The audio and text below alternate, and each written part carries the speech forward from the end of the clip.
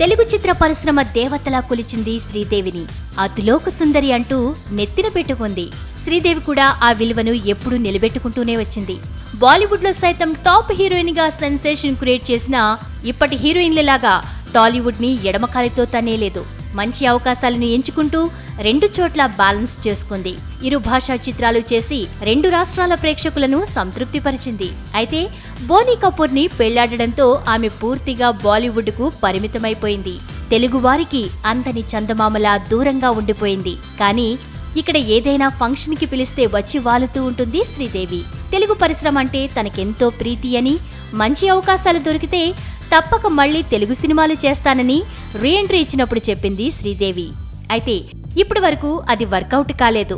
ఆమెకు వయసు మీద పడడం, ఇప్పుడున్న తెలుగు హీరోలంతా కుర్రకారు కావడంతో ఆమెను ఆహ్వానించలేకపోయారు. అయితే ఆ పని కోన వెంకట్ చేశాడు.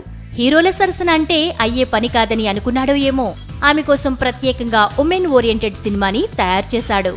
ఆమెను కలిసి కథ చెప్పి ఓకే అని కూడా అనిపించేసుకున్నాడు. ఆ చిత్రాన్ని తనే స్వయంగా డైరెక్ట్ చేయబోతున్నాడు. ఈ విషయాన్ని అతడే స్వయంగా తెలిపాడు. తెలుగు, హిందీ, తమిళ భాషల్లో ఒకేసారి తెరకెక్కనున్న ఈ చిత్రాన్ని శ్రీదేవి భర్త బోనీ కపూరే నిర్మించడానికి ముందుకు రావడం విశేషం. ఇది కనుక సక్సెస్ఫుల్ గా వర్కౌట్ అయితే అతిలోక సుందరి హవా మళ్లీ ఇక్కడ మొదలవడం ఖాయం. రాజశ్రీ తెలుగు నుండి ఈ రిపోర్ట్ అందిస్తున్నది కెమెరా పర్సన్ రాధాకృష్ణతో ధీరజ్. మరిన్ని అప్డేట్స్ కోసం సబ్స్క్రైబ్ చేసుకోండి మీ రాజశ్రీ తెలుగు.